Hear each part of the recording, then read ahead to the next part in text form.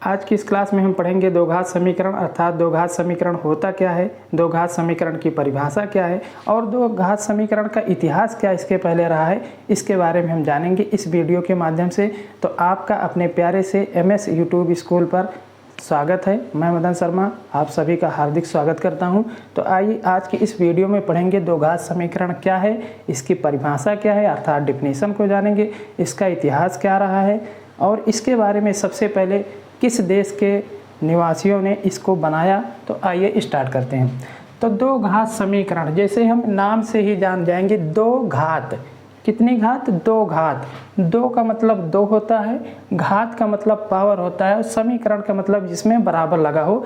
अर्थात हम कह सकते हैं कोई दिया गया बहुपद हो और उसमें यदि बराबर का चिन्ह लगा रहे यानी निशान लगा दिया जाए तो उसको हम क्या कहते हैं? समीकरण कहते हैं।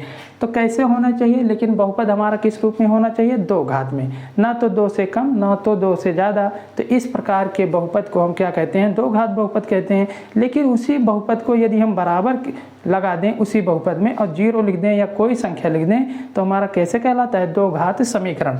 तो आइए इसकी हम परिभाषा को देखते हैं। चर यक्ष में एक दो घात समीकरण ax² + bx + c = 0 के प्रकार का होता है। यानी चर यक्ष में भी हो सकता है, चर y में भी हो सकता है, चर z में भी हो सकता है। इस प्रकार के समीकरण को हम क्या कहते हैं? दो घात समीकरण कहते हैं। किस रूप में होगा? ax² + bx + c = 0 के प्रकार का होता है। यहाँ पर यक्ष लिखा है, यहाँ पर y भी लिखा हो सकता है, यहाँ पर z भी लिखा हो सकता है। लेकिन हमने जो समीकरण लिया गया है कि यानी चर यक्ष में एक दो घात समीकरण ax² + bx + c = 0 के जो प्रकार के रूप में आपको लिखा मिले उसे हम क्या कहेंगे? दो घात समीकरण कहेंगे।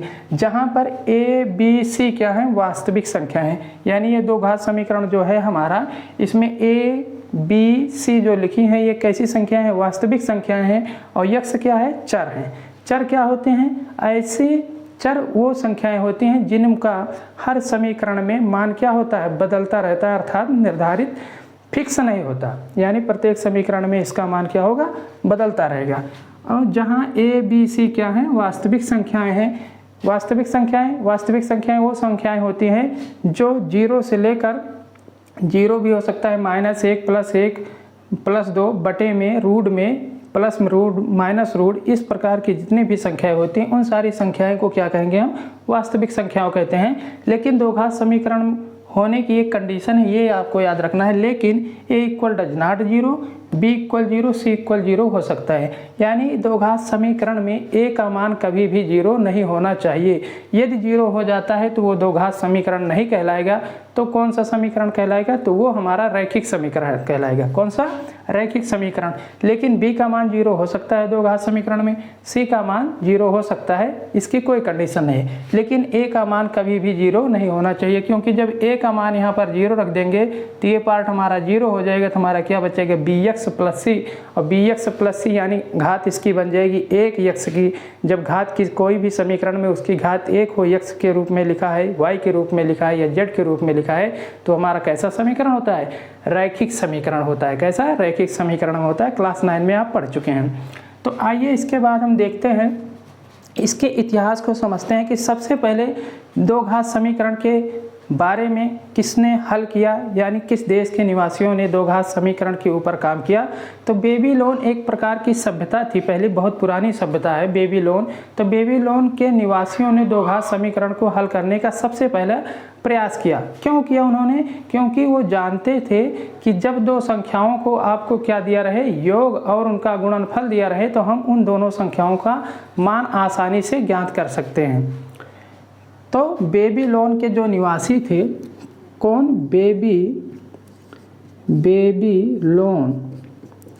बेबीलोन के निवासियों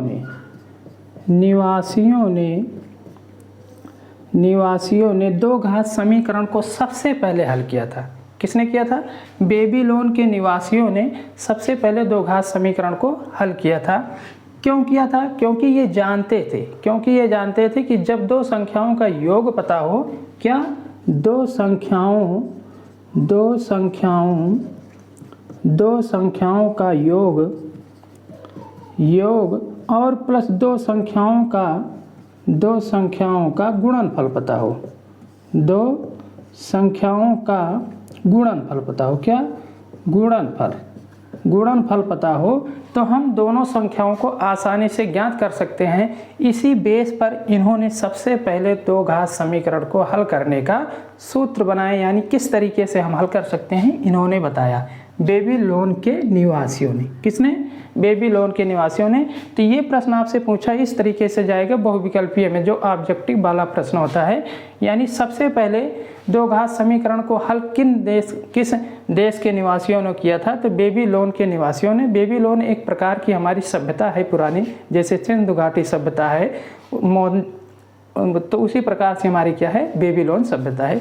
अब इसके बाद देखिए, अब बेबीलोन के निवासियों ने हमारे सबसे पहले दो घात समीकरण को हल करने का प्रयास किया था। अब इसके बाद आते हैं यूनान के।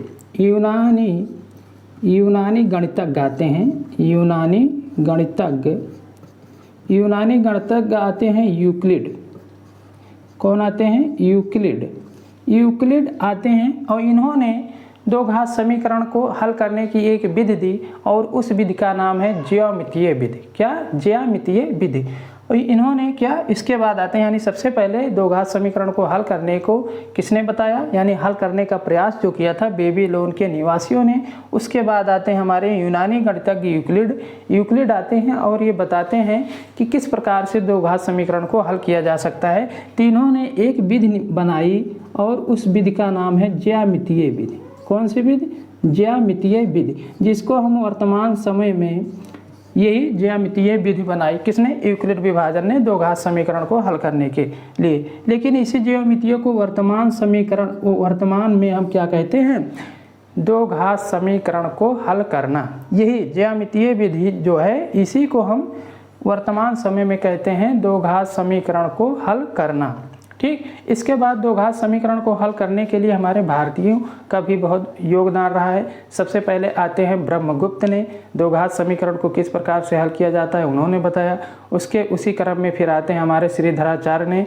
श्रीधराचार्य में आपके टॉपिक में दिया गया है, श्रीधराचार्य ने किस प्रकार से अपना सूत्र बनाया दो घात समीकरण को हल करने के लिए। इन सारी बातों को हमने जाना और आगे वाली क्लासों में भी तो आइए इसके बाद हम देखते हैं किस प्रकार से दो घात समीकरण की कंडीशन क्या हो सकती हैं, यानी ax स्क्वायर प्लस bx बराबर जो 0 है, इसमें यह a का मान यदि हम 0 रख देंगे तब हमारा कौन सा समीकरण कहलाएगा, b का मान और c का मान जब 0 रखेंगे तब हमारा कौन सा समीकरण कहलाएगा। तो आइए अब हम देखते हैं, यदि इसी दो घात समीकरण में यदि a इक्वल डज नॉट 0 ये कंडीशन है, यदि a इक्वल 0 रख देंगे तो हमारा वो कैसा समीकरण बनेगा। सबसे पहले देखेंगे, यदि हमारा ये दिया गया है ax square plus bx plus c बराबर 0, यदि a इक्वल हम 0 रख ही दे रहे हैं, मान ले रहे हैं कि रखे रहेंगे 0, तो यानी 0 गुणे x square plus bx plus c बराबर 0।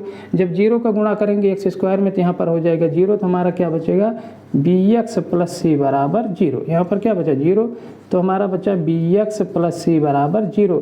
तो ये हमारा कैसा समीकरण है, क्या ये दो घात समीकरण है।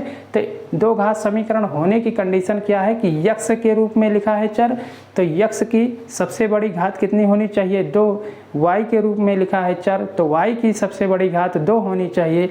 लेकिन इस समीकरण में यक्ष की सबसे बड़ी घात कुछ नहीं है, तो इसका मतलब 1 दिखाई दे रहा है। क्या है, यहाँ पर घात कोई नहीं लिखी है तो इसका मतलब 1 है।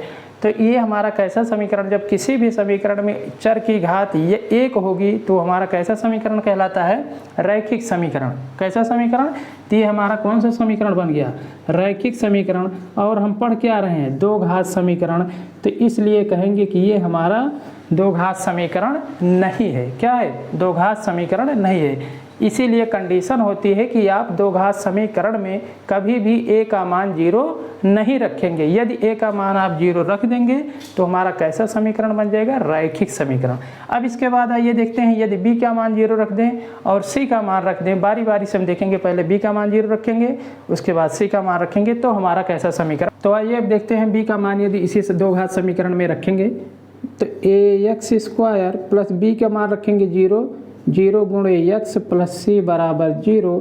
तो ax स्क्वायर प्लस ये 0 का गुणा करेंगे x में तो 0 हो जाएगा प्लस c बराबर 0। तो ये इस रूप में भी जो लिखा रहेगा ये हमारा क्या होगा, दो घात समीकरण, क्योंकि इसमें यक्ष देखना है हमको, यक्ष देखना है। यदि यक्ष है और उसकी घात कितनी है, सबसे बड़ी कितनी घात होनी चाहिए, 2, तो हमारा कैसा समीकरण है, दो घात समीकरण। क्या कह देंगे, ये कैसा समीकरण है, दो घात समीकरण। ये हो गया हमारा दो घात समीकरण। हमको यक्ष को देखना है, यदि यक्ष की सबसे बड़ी घात 2 है तो हमारा कैसा समीकरण कहलाएगा, दो घात समीकरण। अब इसके बाद आइए देखते हैं इसी पर, यदि c का मान इसी समीकरण में 0 रख दें, यानी ax² plus bx plus c बराबर 0, ये हमारा क्या है, दो घात समीकरण का मानक रूप है, यानी व्यापक रूप है। तो आइए इसको हम क्या रखेंगे, अब किसी की वैल्यू 0 रखेंगे इसी समीकरण में, तो ax² plus bx plus c की जगह पर 0 रखेंगे बराबर 0। तो 0 तो न तो जुड़ता है ना तो घटता है, तो bx बराबर क्या हो जाएगा, 0। तो इस रूप में भी हमें जो लिखा मिलेगा समीकरण इस रूप में, वो भी हमारा दो घात समीकरण कहलाएगा, क्योंकि हमको यही देखना है दो घात समीकरण होने के लिए कंडीशन है कि उस समीकरण में यक्ष की सबसे बड़ी घात 2 होनी चाहिए। तो इसमें यक्ष की सबसे बड़ी घात हमको 2 मिल गई, तो हम कह देंगे ये भी हमारा क्या है, दो घात समीकरण। कैसा समीकरण, समीकरण का व्यापक रूप बताइए या मानक रूप बताइए। तो दो घात समीकरण का व्यापक रूप किस प्रकार से होता है और मानक रूप किस प्रकार से होता है। तो व्यापक रूप आपसे पूछा जाए या मानक रूप पूछा जाए या इंग्लिश में स्टैंडर्ड फॉर्म पूछा जाए, तो तीनों का मतलब एक ही है, होता है ax² plus bx plus c। तो क्या एक कंडीशन है, मानक रूप में आपको लिखना है या व्यापक रूप में कहा जाए लिखने के लिए या स्टैंडर्ड रूप में लिखने के लिए कहा जाए, तो तीनों बात एक ही है। क्या करना है, आपको यक्ष की घात घटते क्रम में लिखना है। क्या करना है, यक्ष की घात को घटते क्रम में लिखना है, यानी पहले आपको ax² फिर bx फिर c लिखना है। यानी इस तरीके से आप लिखेंगे तो हमारा वो क्या कहलाएगा, मानक रूप या व्यापक रूप या स्टैंडर्ड फॉर्म। आप इसको इस तरीके से भी लिख सकते हैं, यानी bx plus ax² plus c बराबर 0, इस तरीके से भी लिख सकते हैं, लेकिन ये स्टैंडर्ड फॉर्म नहीं कहलाएगा। क्यों नहीं कहलाएगा, क्योंकि स्टैंडर्ड फॉर्म को लिखने के लिए सबसे पहले हमको ax² लिखना है, यानी सबसे पहले बड़ी घात लिखेंगे, उसके बाद छोटी घात, फिर उसके बाद उससे छोटी घात लिखेंगे। तो ये हमारा मानक रूप नहीं कहलाएगा, यानी व्यापक रूप हम इसको नहीं कहलाएंगे ऊपर वाला, क्योंकि मानक रूप लिखने के लिए आपको दो घात समीकरण तो है, दो घात समीकरण तो है, लेकिन व्यापक रूप में नहीं लिखा है। व्यापक रूप में लिखने के लिए यक्ष की सबसे बड़ी घात, यानी सबसे पहले x² लिखेंगे, फिर यक्ष लिखेंगे, फिर यक्ष की घात कुछ नहीं है तो 0 मान लिया जाता है, यानी यक्ष की घात यहाँ पर 0 लिखेंगे। तो सबसे पहले x² फिर यक्ष, फिर उसके बाद c वाला पार्ट लिख लेंगे, तो वही हमारा क्या कहलाता है, दो घात समीकरण का व्यापक। तो आइए अब हम देखते हैं दो घात समीकरण हमारे ये जो लिखे हैं ये क्या व्यापक रूप में लिखे हैं कि दो घात समीकरण है। तो हम सबसे पहले कोई भी समीकरण को देखकर हम बता सकते हैं कि वो दिया गया समीकरण दो घात समीकरण है कि नहीं। तो सबसे पहले हमें पूरे समीकरण में देखना है, यदि यक्ष की घात 2, यक्ष की सबसे बड़ी घात कितनी होनी चाहिए, 2। तो इसमें देखिए यक्ष की सबसे बड़ी घात 2 है तो दो घात समीकरण है। इसमें भी यक्ष की सबसे बड़ी घात 2 है तो दो घात समीकरण है। इसमें भी यक्ष की सबसे बड़ी घात 2 है तो दो घात समीकरण है। इस वाले समीकरण में भी यक्ष की सबसे बड़ी घात 2 है तो हम कह देंगे हमारा दो घात समीकरण है। लेकिन अब ये जो समीकरण चारों लिखे हैं आपके सामने, क्या ये मानक रूप में लिखे हैं कि नहीं। तो मानक रूप में लिखने के लिए सबसे पहले क्या होना चाहिए, यक्ष की सबसे बड़ी घात यानी x², फिर उसके बाद यक्ष, फिर उसके बाद अचर पद होना चाहिए। इस रूप में लिखा रहेगा तो हम कह देंगे ये लिखा गया समीकरण व्यापक रूप में दो घात समीकरण लिखा है। यदि इस तरीके से नहीं लिखा है तो उसको कह देंगे दो घात समीकरण तो है लेकिन वो व्यापक रूप में नहीं लिखा गया है। तो देखिए 2x² प्लस x माइनस 300 = 0। तो ये इसमें देखिए यक्ष की सबसे बड़ी घात पहले लिखी है, उसके बाद यक्ष लिखा है, फिर अचर पद लिखा है, जिसको हम कह देंगे हमारा क्या है, दो घात समीकरण का कैसा रूप है, मानक रूप यानी व्यापक रूप है। इसके बाद दूसरा देखेंगे यानी 2x² माइनस 3x प्लस 1 बराबर 0। तो इसमें देखिए यक्ष की सबसे बड़ी घात पहले लिखी है, उससे फिर छोटी घात यक्ष लिखा है, फिर उसके बाद अचर पद लिखा है। तो ये भी हमारा व्यापक रूप में या मानक रूप में लिखा गया समीकरण है, दो घात समीकरण। इसके बाद देखिए इसमें पहले यहाँ पर 4x माइनस 3x² प्लस 2 लिखा गया है। तो सबसे पहले क्या होना चाहिए, यानी पहले 3x² होना चाहिए, फिर 4x होना चाहिए, फिर अचर पद होना चाहिए। तो हम तो कहते हैं ये हमारा व्यापक रूप में लिखा गया है या मानक रूप में, लेकिन ये ऐसा नहीं लिखा गया है। तो ये दो घात तो समीकरण है, क्या आपसे पूछा जाए दो घात तो समीकरण है लेकिन किस रूप में लिखा गया है, तो ये आपको बताना होगा कि ये मानक रूप में नहीं लिखा गया है। इसके बाद चौथा देखिए 1 minus x square plus 300 equal 0। तो ये भी देखिए पहले क्या होना चाहिए, पहले एक्स स्क्वायर होना चाहिए, उसके बाद एक्स होना चाहिए, फिर अचर पद होना चाहिए। तो इसमें भी क्या है, बाद में पहले अचर पद है, उसके बाद एक्स स्क्वायर है। तो ये हमारा मानक रूप में समीकरण दो घात नहीं लिखा गया है। ये दो घात समीकरण है लेकिन मानक रूप में नहीं लिखा गया है, तो इसको काट देंगे। यदि इसको मानक रूप में इन दोनों समीकरण को हमको लिखना हो, यानी तीसरे और चौथे को, तो किस प्रकार से हम लिख सकते हैं, आइए देखिए। इसमें क्या करेंगे, सबसे पहले क्या लिखेंगे, एक्स स्क्वायर। मानक रूप में लिखने के लिए देखिए इसी के आगे देख लीजिए कैसे लिखेंगे। सबसे पहले लिखेंगे एक्स स्क्वायर, तो -3x स्क्वायर। अब उसके बाद देखिए, उसके बाद एक्स लिखेंगे तो यानी प्लस में 4x, फिर उसके बाद अचर पद, तो अचर पद हमारा क्या है 2 बराबर क्या है 0। तो ये हमारा क्या हो गया, ये हमारा कैसा हो गया, दो घात समीकरण का मानक रूप। लेकिन यहाँ पर माइनस नहीं होना चाहिए, ये भी आपको ध्यान रखना है। ए का मान माइनस हो सकता है, आप इस तरीके से भी लिख सकते हैं, कोई दिक्कत नहीं है। तो यानी हमको ये केवल घात देखना है, घात को क्या कैसे क्रम में लिखना है, घटते हुए क्रम में। यदि दो घात समीकरण घटते हुए क्रम में घातों के लिखा गया है तो हमारा क्या कहलाएगा, मानक समीकरण। अब इसके बाद इसको जैसे लिखना है, इस वाले को देख लीजिए इसके नीचे, तो इसको लिखेंगे क्या, पहले -x स्क्वायर, फिर प्लस में 3, यहाँ पर कुछ मिस्टेक हो रहा है, हाँ ठीक है, इसको भी हम ऐसे लिख सकते हैं। देखिए ये हो जाएगा 1 प्लस में है और ये भी 300 प्लस में है, तो ये हमारा कितना हो जाएगा, 301 कितना हो जाएगा, जुड़ जाएगा, बराबर 0। तो अब हमारा ये क्या बन जाएगा, ये हमारा दो घात समीकरण का मानक रूप या व्यापक रूप, या इसी को स्टैंडर्ड फॉर्म में कह सकते हैं। तो सबसे पहले आपको क्या करना है, मानक रूप में दिखाना है। तो ax square plus bx plus c बराबर 0 के रूप में आपको समीकरणों को लिखना होगा, तभी हमारा क्या कहलाएगा, ये मानक रूप। आइए इसके बाद हम पहचानते हैं कि दिए गए समीकरण हमारे दो घात समीकरण हैं या नहीं है। किस प्रकार से आएगा कि जांच कीजिए कि दो घात समीकरण है या नहीं, 1 नंबर में पूछा जाएगा। तो आपको बताना है कि दो घात समीकरण है कि नहीं। तो कैसे लगाएंगे, सबसे पहले लिखेंगे हल। क्या लिखेंगे, हल। उसके बाद हम लिखेंगे दिया है। ये प्रश्न को हल करने का तरीका है। सबसे पहले क्या लिखेंगे, हल, उसके बाद लिखेंगे दिया है। जो दिया गया है क्या, समीकरण। आपको कैसा समीकरण दिया गया है अभी नहीं पता है, तो आप लिख लेंगे समीकरण। उसके बाद लिखेंगे समीकरण जो है क्या है, x-2 का होल स्क्वायर प्लस 1 बराबर 2x-3। ये आपका समीकरण है। अब इसको आपको जांच करना है, यानी चेक करना है कि ये दिया गया समीकरण दो घात समीकरण है या नहीं।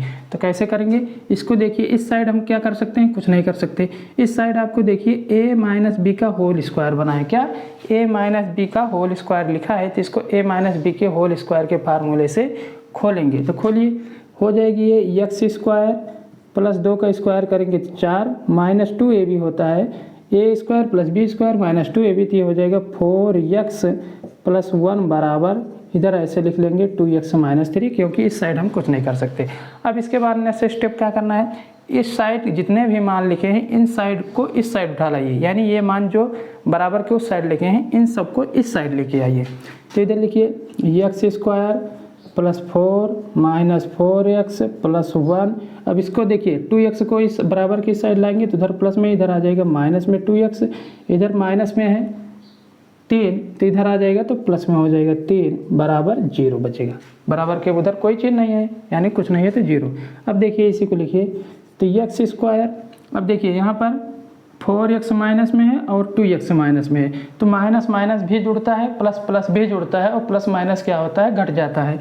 तो माइनस में 4x माइनस में 2x जोड़ेंगे तो माइनस में 6x हो जाएगा। कितना x, 6x। अब देखिए प्लस में यहाँ पर 4 है, प्लस में यहाँ पर 1 है, और यहाँ पर प्लस में 3 है, तो 4 में 1 जोड़ेंगे तो 5, 5 में 3 जोड़ेंगे तो 8। कितना हो जाएगा, 8 बराबर क्या बचा हमारा 0। अब देखिए, अब इसको हमको बताना है कि दो घात समीकरण है कि नहीं।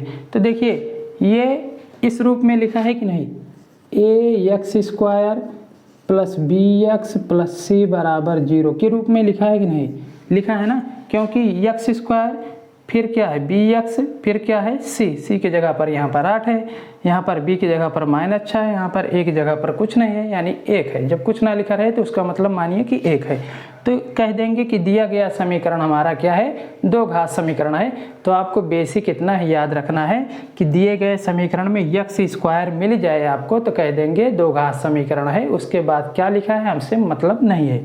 क्या आपको देखना है कि दिए गए समीकरण में एक्स स्क्वायर आपको मिल रहा है। यदि एक्स स्क्वायर मिल जाएगा तो कह देंगे दो घात समीकरण है। यदि एक्स स्क्वायर नहीं मिलेगा तो हम कह देंगे दो घात समीकरण नहीं है। आइए इसके बाद हम देखते हैं दूसरा। तो ये क्या है, कैसा समीकरण है हमारा, दो घात समीकरण। इसके बाद लिखेंगे अतः दिया गया समीकरण दो घात समीकरण है। इसको आप लिख लेना कॉपी में, अतः दिया गया समीकरण दो घात समीकरण है। आइए इसी पर आधारित अभी 2-3 प्रश्नों को हम देखेंगे और समझते हैं कि किस प्रकार से क्या दिए गए जितने भी समीकरण हैं आपकी बुक में क्या वो दो घात समीकरण हैं या नहीं है। तो दो घात समीकरण होने के लिए आपको यही देखना है कि यक्स स्क्वायर मिलना चाहिए, यानी चर यक्स में लिखा है तो यक्स स्क्वायर मिलना चाहिए। यदि चर वाई में लिखा है तो वाई स्क्वायर मिलना चाहिए। यदि चर जेड में लिखा है तो आपको जेड स्क्वायर मिल जाए तो हम कह देंगे दिए गए समीकरण हमारा जो दिया गया समीकरण है वो कैसा समीकरण है, तो दो घात समीकरण है। आइए इसके बाद नेक्स्ट, दो घात समीकरण है कि नहीं तो हमको क्या करना है। प्रश्न हमारा है यक्स इंटू 2x + 3 बराबर एक्स स्क्वायर + 1। इसको हमको चेक करके बताना है कि दिया गया समीकरण हमारा दो घात समीकरण है कि नहीं। तो क्या करेंगे, सबसे पहले हल लिखेंगे, उसके बाद लिखेंगे दिया है। क्या दिया है समीकरण, तो समीकरण आप लिख लीजिए। लिखेंगे यक्स ब्रैकेट में 2x + 3 बराबर एक्स स्क्वायर + 1। अब देखिए इसको हल कैसे करेंगे। इस साइड कुछ नहीं कर सकते क्योंकि एक्स स्क्वायर + 1 है तो इस साइड हम कुछ नहीं कर सकते इस समीकरण में। इस साइड देखिए ये x इंटू 2x + 3 है तो इस साइड हम क्या कर सकते हैं, गुणा में लिखा है तो इसको गुणा करेंगे। क्या करेंगे, गुणा करेंगे। x का गुणा करेंगे 2x में तो क्या हो जाएगा 2x स्क्वायर, आगे प्लस लगा है तो प्लस लगाइए। x का गुणा करेंगे 3 में तो कितना हो जाएगा हमारा 3x, बराबर लगा है बराबर लगा दीजिए। जैसे बराबर के उस साइड लिखा है जो पद लिख लीजिए यानी x स्क्वायर + 1। अब क्या करेंगे, अब बताएं हम नेक्स्ट स्टेप क्या करेंगे। अगले स्टेप में इस साइड जितने भी मान लिखे हैं उसको बराबर के इस साइड लेके आएंगे। तो इस साइड वाले को ऐसे लिखेंगे यानी 2x स्क्वायर + 3x। अब इसको इधर लाएंगे तो इधर प्लस में है एक्स स्क्वायर तो इधर आ जाएगा तो माइनस में एक्स स्क्वायर। अब इधर प्लस में 1 है तो बराबर किधर आएगा तो माइनस में 1, बराबर क्या बचा, कुछ नहीं तो 0।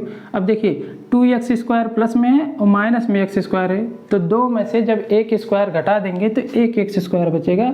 तो यानी लिखेंगे एक्स स्क्वायर और क्या बचा +3x और क्या बचा -1 बराबर 0। अब देखिए ये जो समीकरण आपको मिला इसमें x की सबसे बड़ी घात आपको 2 दिखाई दे रही है तो कह दीजिए हाँ सर हमको दिखाई दे रही है x की सबसे बड़ी घात 2 है। जब x की सबसे बड़ी घात आपको किसी भी समीकरण में 2 मिल जाए तो कैसा समीकरण होगा हमारा, दो घात समीकरण। तो लिखेंगे अतः लिखेंगे इसके बाद अतः या यह लिखेंगे जो अच्छा फॉर्मेट है इसको लिखने का, यह ax स्क्वायर + bx + c बराबर 0 के प्रकार का है। इसलिए या अतः लिखेंगे अतः दिया गया